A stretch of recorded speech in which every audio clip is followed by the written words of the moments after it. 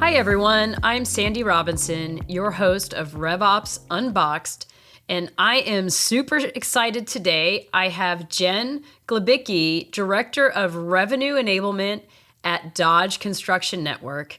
Jenn and I are going to talk all about revenue operations and revenue enablement. So thanks for being on the show, Jenn. Welcome. Thank you so much. I'm excited to be here. Thanks for having me. As I mentioned, I've been really excited following you on LinkedIn, kind of seeing some of the topics and talking about enablement and how that fits in with RevOps is going to be exciting to chat about today. Oh, for sure, for sure. So tell me a little bit about your background and what you do at Dodge Construction Network. Sure. So right now I'm the director of revenue enablement at Dodge Construction Network. So I have one direct report. I work closely with her. She's fantastic. And so we work on more so with the training piece, as most enablers do, of getting product and skill sets up to snuff. But we also work big in collaboration for that cross collaboration piece amongst our product, our marketing, finance, HR peers, just to make sure we have a really good ecosystem for the reps to thrive in, as well as all the go-to-market folks. That's definitely a big job. How big is the team that you support? So we have our go-to-market team is a little over 200.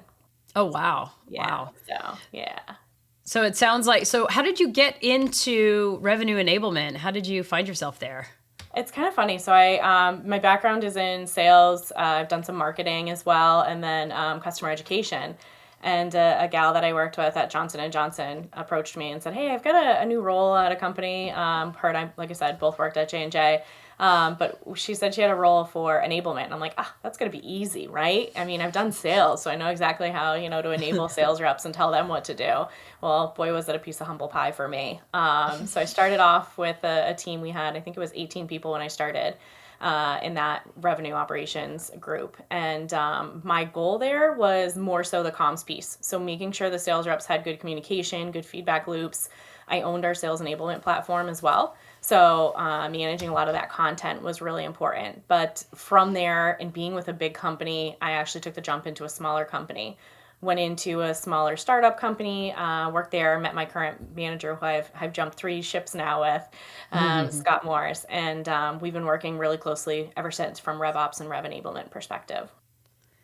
That sounds like fun. So I love that, just getting into your first enablement role and like, oh yeah, salespeople are just going to listen to you and do everything. And it's always a challenge, but I'm sure it was really helpful that you had a sales background. So that always gives you a little bit more street cred when you jump into those roles, having a sales background. So it sounds like you have a good foundation on the sales side and enablement side, and then getting more into the operations side throughout your career. So it sounds like you have a really good balance, which I'm sure helps you with what you're doing today. Yeah, big time. And I think it's important to have that. I know that some people are very black and white on whether you do or don't need sales experience. My personal experience, it's helped me. It's helped me with the enablement space. It's helped me with the RevOps space. And like you said, really getting into the revenue enablement as well as RevOps space. It's helped us kind of figure out some good strategy for sales. And I think that's been really important, especially for Dodge Construction. For sure. I mean, I got my start in sales. I mean, it was a while ago, like hustling Yellow Pages advertising, but I was a sales leader for a number of years. And it was, I don't know how many years ago, but I had a great leader who she was like, look, you are really great with the systems and all these PowerPoints and managing your territory. She's like, well, there's this thing called sales operations. And that was when it was kind of new. And that's how I kind of went into that world. And at the time, really, I was managing everything around, the lead process, lead generation, trade shows, commissions plans, everything around it. So it's really neat to see how this has evolved, and then really folding in this idea of revenue enablement. And so I really love that, because while sales enablement is a critical function, we really need to enable folks throughout the customer journey. So I think and maybe before we jump into kind of the main topic, maybe you can tell me a little bit about how you think about that from focusing on the different parts of the customer buying journey from a revenue enablement standpoint. For sure, yeah. So and to take a step back, our RevOps org is broken down into 5 pillars. So Mm-hmm. we start with our systems and tools. So exactly Mm-hmm. that of our platform, Salesforce.com. We also have our contracting group. So the contracting group will make sure that we have everything up to snuff before we start sending things back and forth with customers. And then in the middle is revenue enablement. There's a reason why being in the middle is, I guess it doesn't matter where you are, but being in the middle is making sure that I am able to help with those pieces, helping with the contract management, helping with the systems and tools. And on the other side, I have some data and analytics folks. That's the fourth pillar. And then the fifth pillar is our commissions group. We have a fantastic gentleman named Jake that handles all of our commissions, and working together to make sure that folks are enabled to understand, one, from the customer journey side of things, of how is the customer getting paid, what matters to the customer, all the way through to now how do you get paid off of getting the customer, right? So I think that RevOps setup from Scott is a really good way to encompass all of that. We're starting to include more of that customer onboarding journey into what we're doing as well. We're revamping that for a better customer experience. And I think when it comes to the customer journey, we have to make sure that we're level set in all areas in terms of, like we talked about, the prospecting piece and the lead generation and who's handling that and how we're handling that. So making sure that the reps understand not only their sales process, but the customer journey process is really important. And that's where that revenue enablement piece will come in and kind of bind those two together. I love that structure and the way that it's set up and how everything's kind of ingrained together and you being in the middle of it. So maybe I think that kind of brings us to the core of what we're talking about today.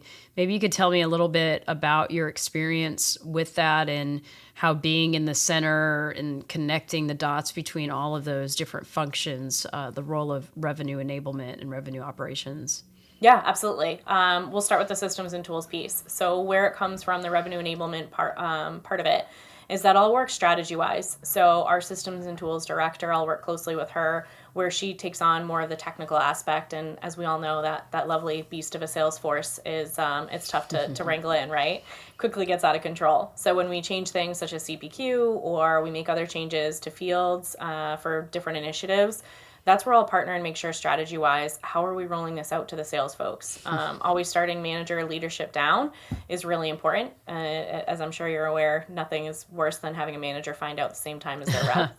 So, yeah, you don't want to just flip something on, you mean, and then it's voila there. button, My why not? gosh. Yeah, why not? Push a button, turn it on. It's no big deal. It'll be fine.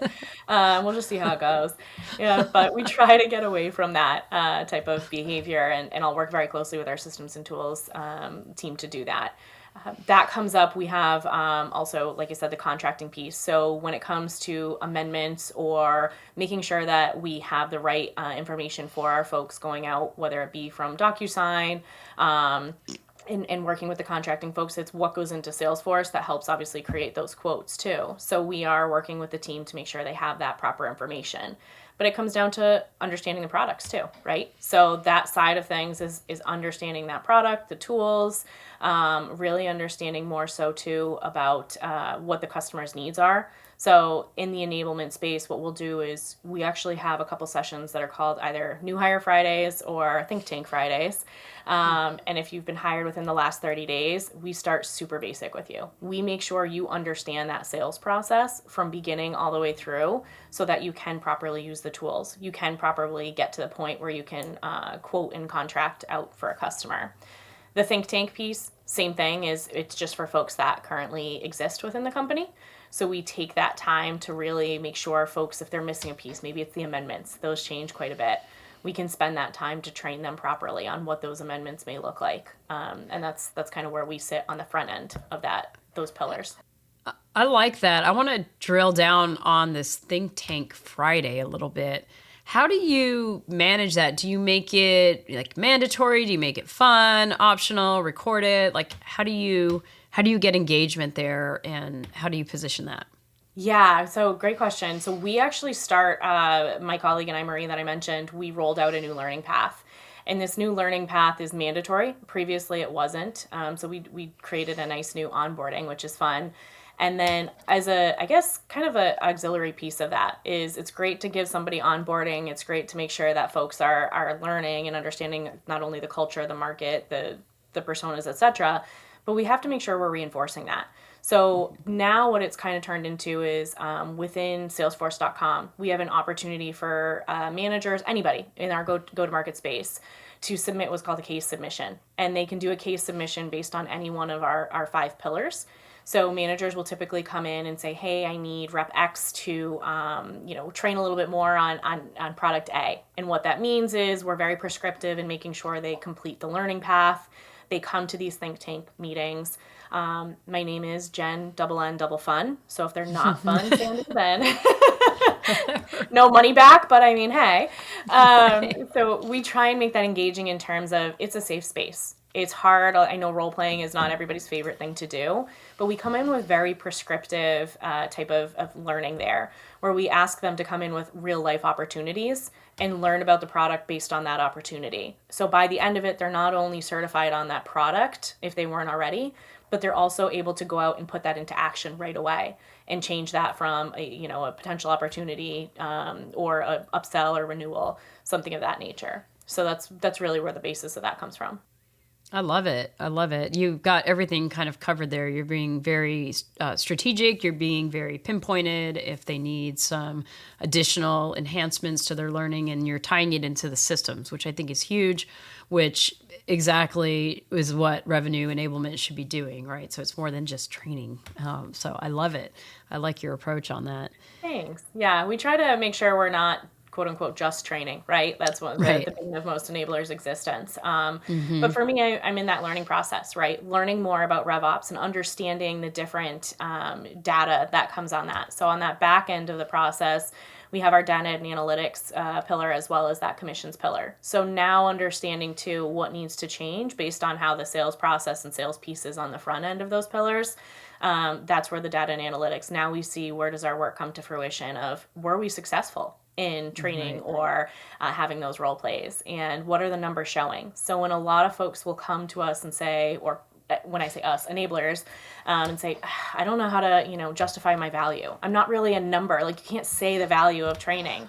But this is a great way to be able to do that by providing those real life examples and having them practice. And it's an effort that we've are currently working on with HR as well as the managers to continually grow and adapt based on what's going on in the company. That's huge. And having that data to back it up, right? And to help, and it helps the leaders. It helps the leaders to know, okay, I have trust in my partners, number one.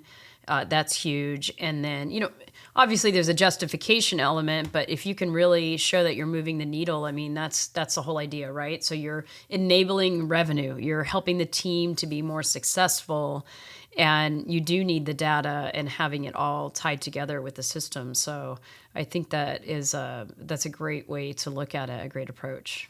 Thanks. Yeah. And as in any company you're in, doesn't matter where you are, you're going to find some change adverse folks, right? So we've tried to position our enablement piece as enablement as a service.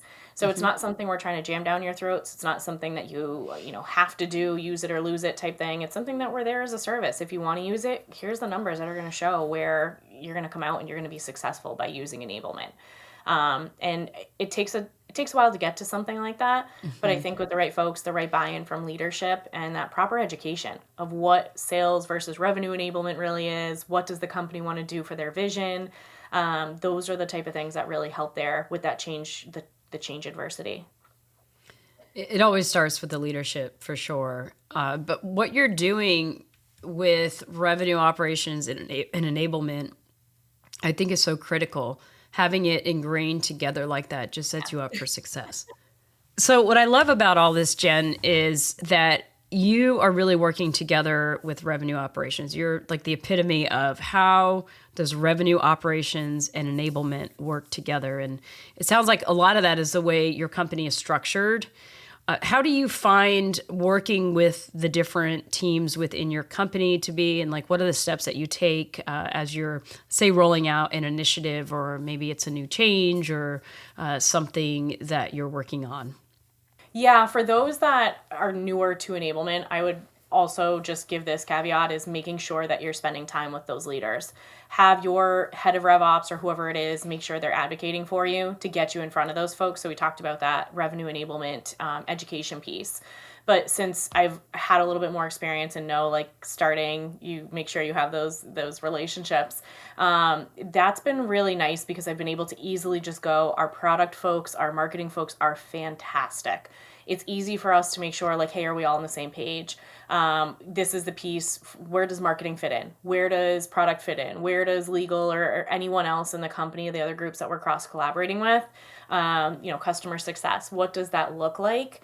And making sure that not only we properly lay out what the project or initiative that we're going to push out looks like, but everybody understands their role. So this company's been really good in terms of making sure that folks are understanding what their roles are, what they're responsible for. And they do a lot of touch points, which is nice. I know a lot of people don't care for a ton of meetings. I get that. But I'm a big over communicator. I think most enablers are. So I enjoy that piece of it and being able to really make sure everybody's pulling the line forward together. Yeah, and it's not just have a meeting, right? It's all of the communication, the social channels, all the different, whether it's an email, it's a Slack, or however you communicate within your organization. And you bring up a great point about meeting with those other leaders. So in a lot of companies, the function of enablement is not tied to revenue operations, or even working with the different functions within the groups that you help, like marketing or customer success. They're kind of scattered all over the place. And communication, I find, is definitely the key. So whether you're on the same team or not, I think that relationship is critical. And it starts with being proactive, going to each leader, getting their buy-in, getting their support, and having them involved too, right? So bringing an initiative forward without their involvement and just saying, hey, here's a thing, that's not going to go over well. So what steps do you take when you are rolling something out to get involved with the different functional leaders or areas that it involves? Yeah, so and also just to note too, one of the things that was interesting you mentioned, taking that step is enablement doesn't always report into RevOps, right? So when I actually was hired with this company, I was hired in through the SVP of customer success. So being on the customer success side of things helped me with that customer journey and really understanding that. So for me, when it comes to creating these meetings and making sure we have all the steps covered, again, my colleague Marie and I, she's fantastically organized, thank God. But we'll put out a project plan, and it's understanding a little bit more of, okay, what is the goal of it? We always ask for metrics. Again, this goes back to that case submission within Salesforce. So we kind of use that same sheet of our goals, our metrics for success. What is the impact of non-completion? Who needs to be involved, who's our project sponsor, both from a senior leadership level as well as somebody that's going to be driving. We call them more of like an impact player, and making sure that we have that fluid communication throughout the groups. What's nice in those case submissions is we can keep everybody on the same line and let them know, hey, this is in progress, or hey, this is under review. So it helps us with that stage or step that we're at with the projects as well, in terms of rolling it out. I like the idea of having this project plan, because sometimes in smaller organizations, you don't feel the need to do it. It's like, oh, we're all together. We had this meeting. Everybody's in agreement. But people forget that they agreed to things. And then you're going like, we had this thing and we talked about this. So having that documentation, even if it's a simple project document, like literally a basic out of Google templates, project plan with roles and responsibilities, a timeline, some basic business outcomes. I like what you said about that. What are you trying to achieve with this project? Why are we doing it in the first place? Who's involved? And then getting more down into the weeds on what their roles are. Something that I always like to do too is the end user who it's impacting. So let's say this is something that is impacting a BDR. So do you have a BDR involved to help vet it out, help test it, help give some input there? And it's funny how sometimes teams forget to involve the person that is actually going to be using it. So I think that's something that's really important too as you're looking at these things. That also helps with the buy-in later. But you can do this even if the teams aren't in your own silo in your organization. A project plan is a very objective way to go say, hey, how are you participating in this? We think you should do X. Yeah, and I love that you bring up the point, too, of having the folks that are actually going to be impacted. We've done in the past, we haven't started them up here yet, but champions groups. So we have some folks, and I typically, when I do champions groups, have somebody that is a really high performer. Someone might be middle of the pack, and somebody might be a little bit lower, just to see how we're hitting the mark, if it is something for sales.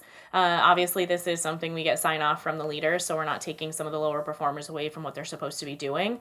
We do want to kind of put the fire under them and make sure, like, this is where you can be. This is how we're going to get you there. So let's get you excited. It helps with that company culture overall, too, and not to get down a complete different path of our project plan here, but that is something that we are trying to incorporate moving forward. And with the project plans, to your point of making sure folks know, like, the who's who in the zoo of what we're going to do and who's responsible for what is so important for us. As you're aware and probably seen, it just ends up going kaput if you don't have that type of organization. Oh, yeah. It falls on deaf ears. You may as well just throw your training budgets in the trash and take everybody out to dinner or something instead. I mean, for sure. But, the other thing about getting these people involved, I found, is they are your subject matter experts. They end up helping you with training, right? Helping you get the adoption and everything. So I love having my SMEs across the organization to say, if somebody's having trouble with something, having a peer help them through it even is always more powerful than coming from me, for sure. Oh, 1,000%. And we have that, what's called a knowledge share, where we'll set that up. So you learn it, you see it, you do it.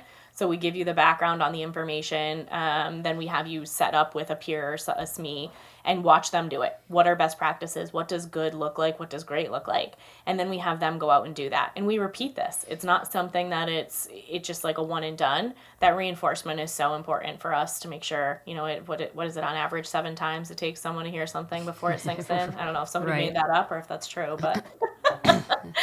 Some people a little more, let me tell you. I would agree. So, yeah. So that's really big for us in terms of that planning piece and making sure we have the, again, right butts and seats too. Just because you can be involved doesn't mean you should be involved as well.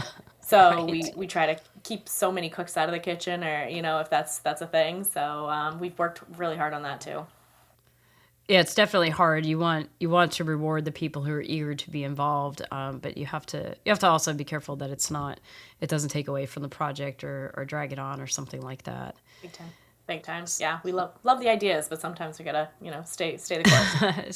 stay on the priorities, right? Stay on the priorities. It's always hard, and in these roles too, because you want to help, right? You want to help people, and with an organization that large, like how do you must have a lot of things. It sounds like you submit cases through Salesforce. Is that your primary way that people get support from your team?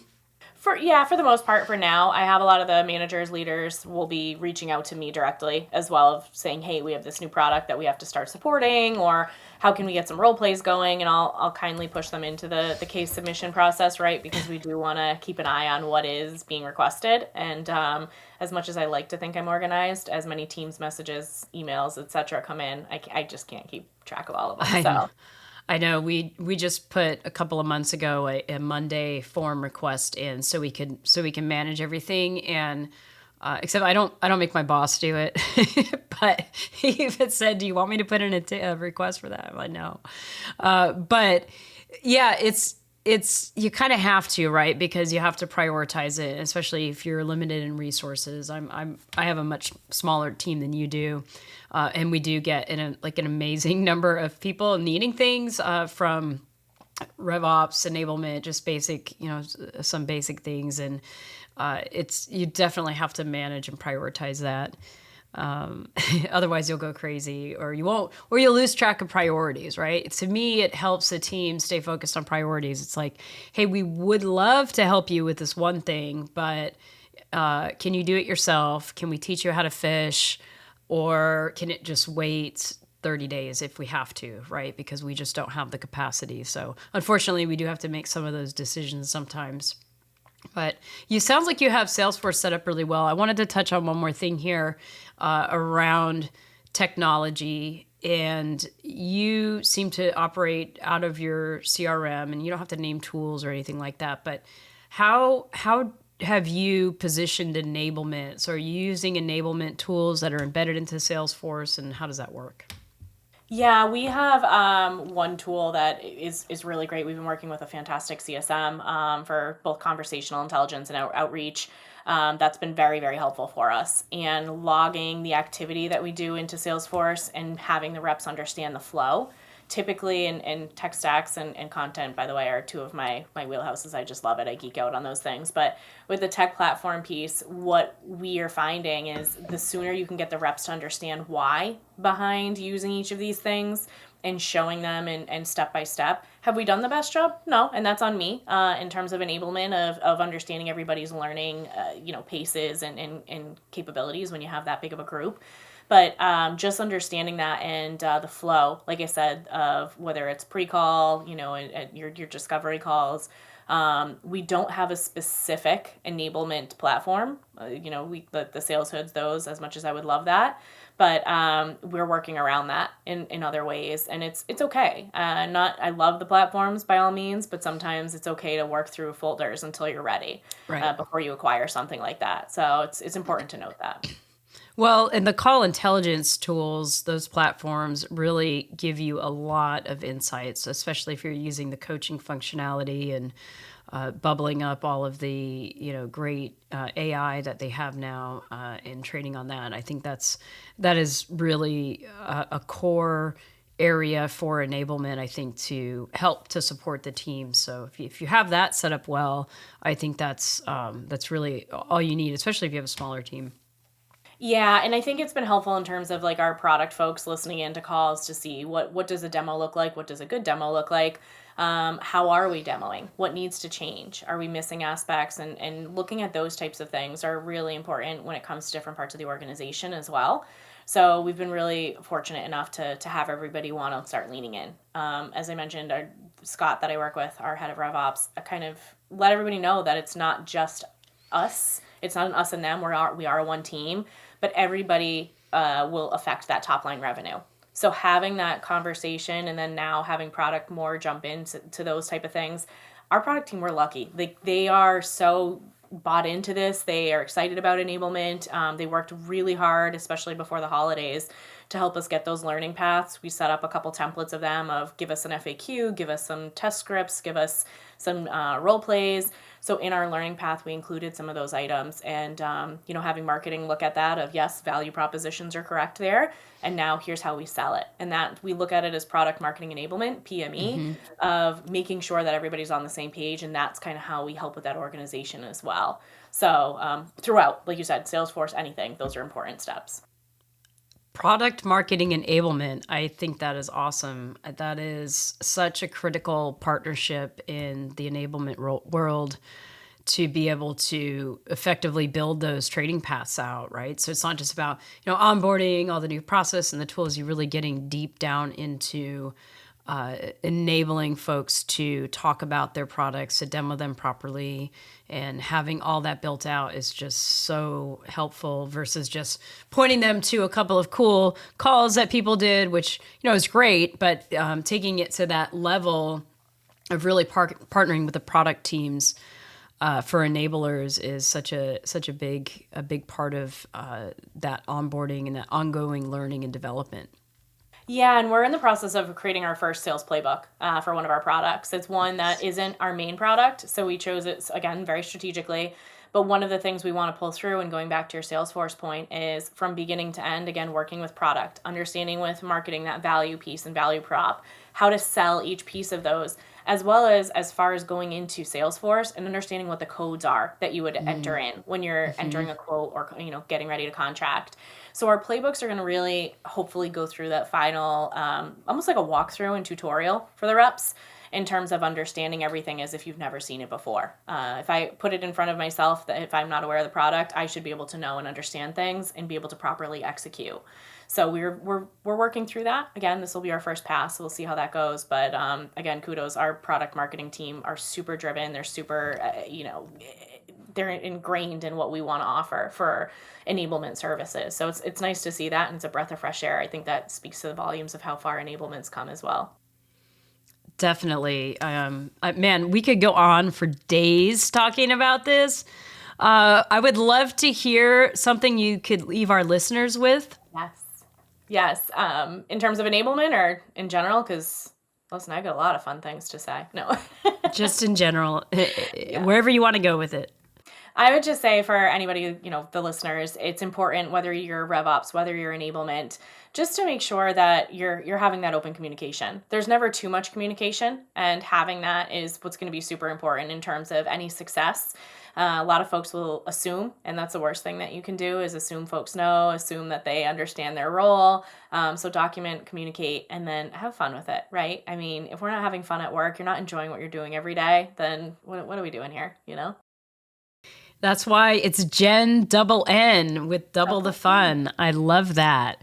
I am going to remember that. There are so many little takeaways from this, but yes, communication is so important. This has been such a fun discussion, Jenn. I really hope to keep in touch for sure. And thank you so much for being on the pod and having you today. This has been another episode of RevOps Unboxed. Thanks for listening. This has been another episode of RevOps Unboxed in partnership with the Revenue Operations Alliance. Until next time, keep unboxing.